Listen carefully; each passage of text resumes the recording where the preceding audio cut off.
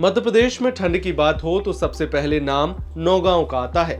न नदियां, न पहाड़, न कोई हिल स्टेशन, फिर भी ये नौगांव इतना ठंडा क्यों रहता है?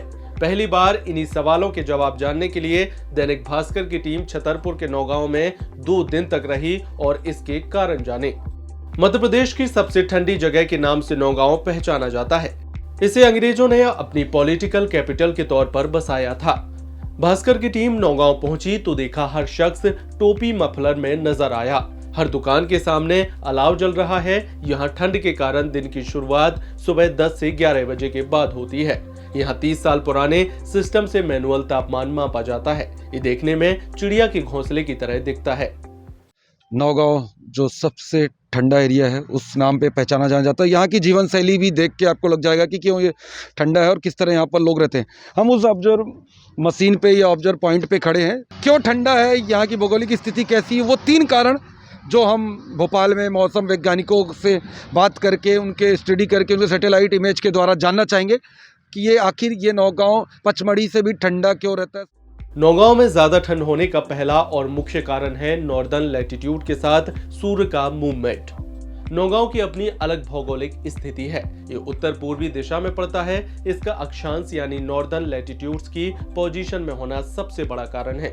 यहाँ सूर्य की किरणें कम पड़ती हैं। या लॉन्ग टर्म क्लाइमेटोलॉजी भी देखें तो वह भी न्यूनतम तापमान के बीच ही 6 से 7 डिग्री सेल्सियस रहता है।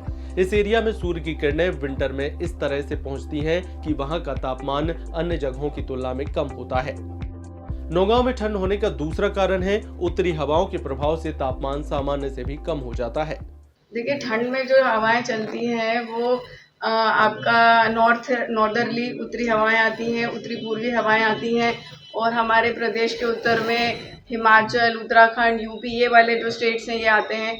कभी कभी जब स्नोफॉल हो जाता है पश्चिमी विक्षोभ के प्रभाव से, तो ये जो बर्फ़ की जो ठंडक है और उसका जो ठंडक का जो प्रभाव है, हवा अपने साथ वो ठंडा प्रभाव लेकर आती है। प्रदेश के केंद्रीय स्थान जैसे कि भोपाल और आपके उज्जैन वाले इलाके, इनके कंपेरेटिव हमको नौगांव, छतरपुर इन इलाकों में ज़्यादा तापमान में गिरावट देखने को मिलती है। वहीं तीसरा और आखिरी कारण है इंडस्ट्रियल क्षेत्र न होना और एंथ्रोपोजेनिक एक्टिविटी का असर नहीं। नौगांव के आसपास के जो इलाके हैं वहां ज्यादा इंडस्ट्रियल या फिर किसी प्रकार के बड़े इंडस्ट्री से जुड़े प्रोजेक्ट नहीं लगे हैं, इसलिए प्रिमिटिव एरिया है।